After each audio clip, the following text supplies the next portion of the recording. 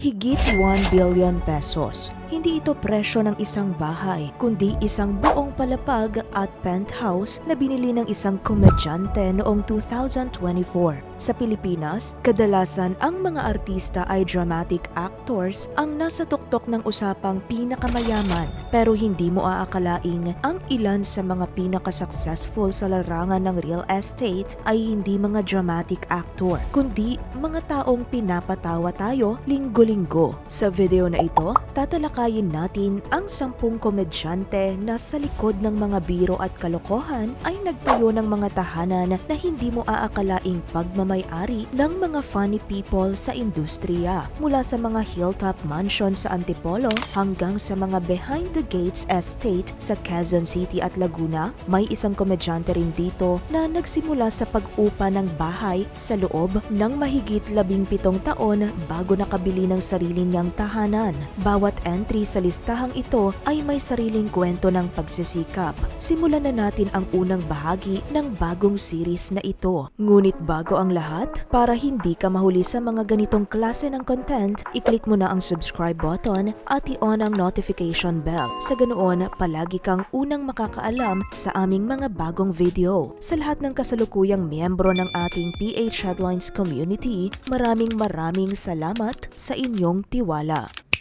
10. John Lapus. Alam mo ba na bukod sa pagiging isa sa mga pinakatanyag na komedyante sa bansa, may sarili ring tahanan si John Lapus na resulta ng mahigit 17 taong pag-upa bago siya nagkaroon ng sariling bahay noong 2012. Sa wakas ay binili niya ang kanyang townhouse, isang 3-story property na 140 square meter ang laki. Ang hugis ng bahay ay half octagon at dahil ito ay nasa gitna ng isang corner lot, mas malaki ang itsura nito kumpara sa aktual na sukat. Sa loob, kombinasyon ng itim, brown at puti ang tema ng kulay. May hint ng pula sa mga throw pillows at furniture. Ayon sa mga ulat, kumonsulta pa siya sa isang feng shui expert na nagpayo na ang mga bilog na hugis ay nagdadala ng swerte. Kaya't puno ang bahay ng bilog na ilaw, curved na upuan at circular na installation art. Ayon sa mga naunang ulat, ginawa niya itong tahanan ng iba't ibang obra ng sining, kabilang ang isang artwork na mula sa yumaong dating Pangulong Corazon Aquino. Giniba niya rin ang isa sa 4 na orihinal na kwarto ng bahay para gawing malaking walk-in closet para sa kanyang wardrobe sa trabaho. Ang pinaka-personal na detalye, ang mga pulang Kenneth Coban pew chair sa kanyang veranda ay regalo mismo ni Chris Aquino. Simple man ito kumpara sa ibang mansyon sa listahang ito, ang bahay ni John ay tunay na sagisag ng pagsisikap mula sa pag-upa hanggang sa pagmamay-ari. 9. Michael V. Maliban sa pagiging isa sa mga pinakamatagal na comedy icon sa GMA Network, 30 taon na siyang bahagi ng Bubble Gang at nirenew pa niya ang kanyang eksklusibong kontrata sa network noong 2025. Mayroon ding sariling tahanan si Michael V o mas kilala bilang Bitoy sa Scout Madrinian, Quezon City. Sa isang exclusive house tour kasama si Bernadette Sembrano, ipinakita niya ang kanyang paboritong sulok sa bahay, ang kanyang entertainment room na puno ng koleksyon ng gaming consoles mula Nintendo hanggang PlayStation. Mayroon din silang swimming pool na siyang relaxation spot ng kanyang pamilya. Pero ang pinaka-touching na bahagi ng tour ay nang ikwento niya kung bakit siya sobrang mahilig mangolekta ng laruan. Ginawa ko yung sarili kong Voltes 5 gamit ang lumang tsinelas. Aniya, dahil noong bata pa siya, wala silang pambili ng mga toys na gusto niya. Ngayon, mula sa isang batang gumagawa ng sariling laruan, may sarili na siyang bahay na may dedikadong silid para dito. Patunay na ang tunay na kayamanan ay ang pagpapahalaga sa pinanggalingan. 8. Paulo Ballesteros. Hindi mo aakalaing sa likod ng mga transformation looks ni Paulo Ballesteros, mayroon din siyang 3-story na modern minimalist na tahanan sa Antipolo Hills, Rizal, na kanyang tinirahan simula December 2017. Nakatayo ito sa isang slope na lote, kaya't makikita mula sa loob ng bahay ang panoramic view ng buong Antipolo hanggang sa skyline ng Metro Manila. Ang exterior ay stark black and and white, habang ang interior ay puno ng neutral tones para sa minimalist na dating. May malaking walk-in closet siya na dinisenyo mismo para sa kanyang koleksyon ng damit at sapatos. Tuwing Pasko, isa ito sa mga pinaka-inaabangang tourist attraction sa Antipolo. Dahil nababalot ang harapan ng bahay gamit ang malaking palamuting ribbon na parang binalot na regalo ang buong istruktura. Ayon sa mga ulat, apu-apuhan pa siya ng national artist na si Fernando Amorsolo at bahagi ng kanyang creative space ang paggawa ng resin paintings na kanyang kinakatologo bilang #Poundting. Simple man sa unang tingin, ang bahay na ito ay resulta ng maraming taong pagsisikap sa industriya. 7. Alan Kay. Isa sa mga pinakamatagal na dabarkad sa Eat Bulaga, bahagi na siya simula pa noong 1995. Si Alan Kay ay kilala rin sa kanyang bahay na naging viral online. Ayon sa kanyang mga post, ang kanyang unang tahanan ay puro puti, mula sa dingding, kama hanggang sa mga furniture. Base sa mga nakakita rito, parang hotel ang dating ng kanyang kwarto at may balkonahe pang nagbibigay ng tanawin sa isang pool area na may estatwa ng astronaut. Sa mas kamakailang taon, lumipat naman siya sa isang bagong minimalist na bahay na may sariling swimming pool, isang requirement niya ayon mismo sa kanya sa tuwing lilipat siya ng tahanan sa Quezon City. Kasi nung lumipat ako ng QC, yun talaga ang lagi kong hinihingi kada bahay na lilipatan ko. Dapat may swimming pool. Inamin din niya na siya ay isang frustrated interior designer. Kaya't kahit ano ang makita niya online na bagay sa tema ng bahay, ino-order niya agad. Ang kwento ng kanyang mga bahay ay hindi lamang tungkol sa disenyo. Ito rin ay bahagi ng kanyang comeback story. Matapos ang pagsasara ng kanyang mga comedy bar noong 2020 dahil sa pandemya, muling bumangon si Alan Kay at ipinagpatuloy ang paggawa ng kanyang dream space. 6. Ogie Alcacid. Kilala si Ogie Alcacid bilang isa sa mga pilar ng OPM at kasama ng kanyang asawang si Regine Velasquez, nakatira sila sa isang premier na 3-story mansion sa Ayala Hillside Estates, Quezon City. Humigit kumulang 500 square meters ang laki base sa mga naunang ulat. Nakatayo ang mansyon sa isang elevated, rocky hillside plot kaya't nakikita mula rito ang sweeping view ng buong subdivision. Ang color schemes ng bahay ay hindi karaniwan. Pinagsama nila ang apple green, browns at whites para sa isang fresh, tropical na dating. Ayon sa mga ulat, ang mga standout pieces ng furniture sa loob ay gawa ng mga kilalang industrial designer na sina Kenneth Cobonpue at Ann Pamintuan. Bukod dito, mayroon silang dedikadong music at recording room dahil pareho silang profesional na musikero. Ang outdoor space naman ay may infinity edge pool. Tanaw ang napakagandang view na nagbibigay ng resort style na pakiramdam sa buong property. Sa loob ng bahay na ito, hindi lang pamilya ang binubuo. Ito rin ay creative space kung saan patuloy na nililikha ang musika ng dalawang OPM icon.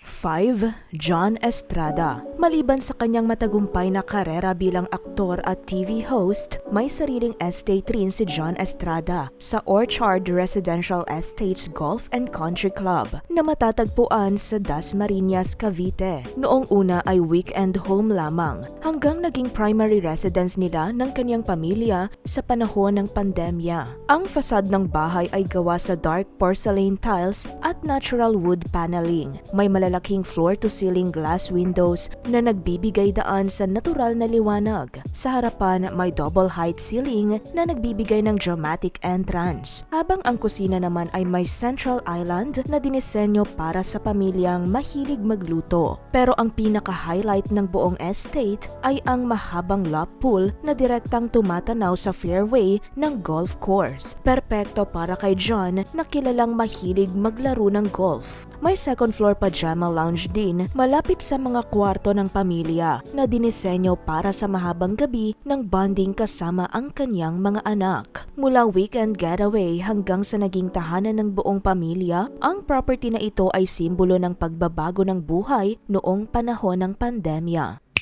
4. Po Kwang. Alam mo ba na bukod sa kanyang matagumpay na karera bilang komedyana, aktres at negosyante, si Pokwang ay may hindi lang isa kundi 3 ari-arian. Ang kanyang pangunahing tahanan ay isang 4 na palapag na mansyon sa Antipolo Hills na may 8 kwarto at 8 banyo, sapat para sa buong extended family. May dedikado itong prayer room na nagpapakita ng kanyang debosyon, pati na rin ng malawak na roof deck para sa mga family gatherings. Ayon sa mga ulat, mayroon rin siyang panipagong 2-story na modern residence sa Antipolo na na-bless noong October 2024, pati na rin ng isang 3-story na beach house sa Bataan na kanilang pinupuntahan tuwing summer kasama ang kanyang pamilya. Noong 2025, naging balita rin ang kanyang Antipolo address matapos itong gamitin ng mga scammer bilang fake staycation resort sa social media. Isang insidente na nag-udyok sa kanya para hingi ng tulong ng mga otoridad.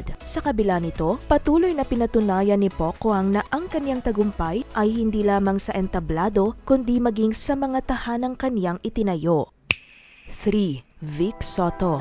Isa sa pinakakilalang pangalan sa comedy industry, si Vic Soto ay may 1,300 square meters na lote sa Laguna na binili niya noong September 2014, mahigit 1 taon bago siya ikinasal sa asawang si Pauline Luna. Ipinagkatiwala niya kay Pauline ang buong konstruksyon na tumagal ng halos 1 taon at kalahati. Opisyal silang lumipat noong June 15, 2016 at ginanap ang house blessing noong July 3 ng taong ding iyon. Kapansin-pansin sa bahay na ito ang kawalan ng traditional gate o mataas na pader. Sa halip, dense at tropical na halaman ang gumaganap na proteksyon. Sa loob, malawak ang mga bintana at sliding glass doors, kaya't puno ng natural na liwanag ang buong espasyo. Sa labas, may lap pool sila na may outdoor dining area gamit ang mga furniture mula sa Dedon's Play Collection. Isa pang kwento sa likod ng bahay na ito, binigyan din ni Vic Soto ng lupa ang kanyang anak na si Danica Soto at ang manugang na si Mark Pingris kung saan nila itinayo ang sarili nilang tahanan.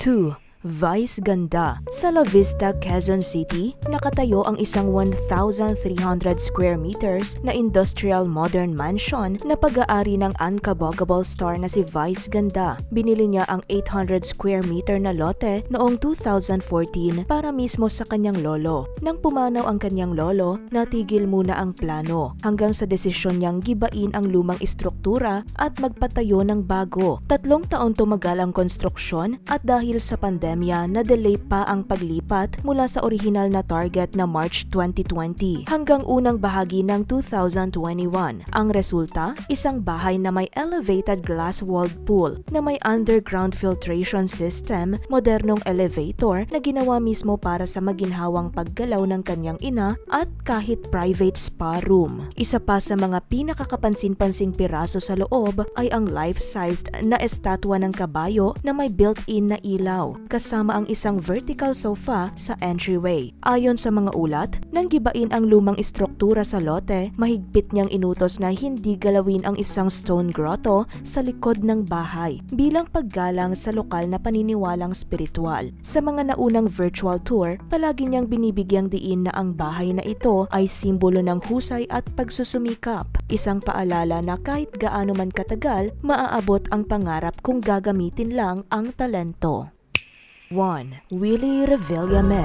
Higit 1 bilyon piso ang halaga ng pinakabagong acquisition ni Willie Revillame. Isang buong palapag at penthouse sa isang high-end residential building sa Bonifacio Global City na binili niya noong 2024. Pero ito ay isa lamang sa 4 na malalaking ari-arian na pagmamay-ari niya sa buong bansa. Sa Ayala Heights, Quezon City, mayroon siyang mansyon na binili direkta mula kay ABS-CBN executive Gabby Lopez. Kompleto pa ito ng isang 4D home theater. Sa Tagaytay naman, itinayo niya ang kanyang tropical retreat sa 3 magkakadikit na hilltop lots. Dinisenyo umano na kahalintulad ng Bulgari Resort sa Bali. Kompleto ng infinity pool, gym at pribadong sauna. Hindi rin nagpapahuli ang kanyang mga business holdings mula sa opisina sa Well Tower hanggang sa event space na kasya ang 170 katao at ang tinatawag niyang H-Bar sa penthouse na may sariling helipad.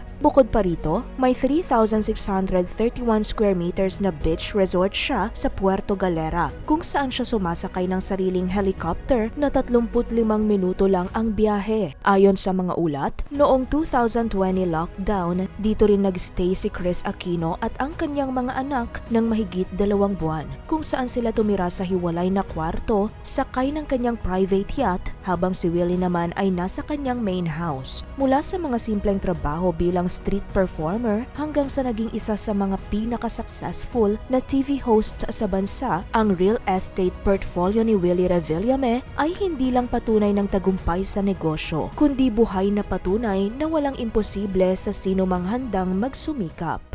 Yan na ang ating listahan ngayon at siguradong marami sa inyo ang nagulat sa ilang nakita natin. Sino sa mga komedyanteng ito ang pinaka nagustuhan mong tahanan? I-comment mo ang iyong sagot sa ibaba. Gustong-gusto naming basahin ang inyong mga reaksyon. Kung may nais kang idagdag o may topic na gusto mong mapag-usapan sa aming susunod na video, ipaalam mo sa amin sa comment section. At kung nagustuhan mo ang video na ito, ang pinakasimpleng paraan para suportahan kami ay ang mag-like, mag-subscribe at i-on ang bell icon. Hanggang sa muli, stay informed at stay curious ka PH Headlines.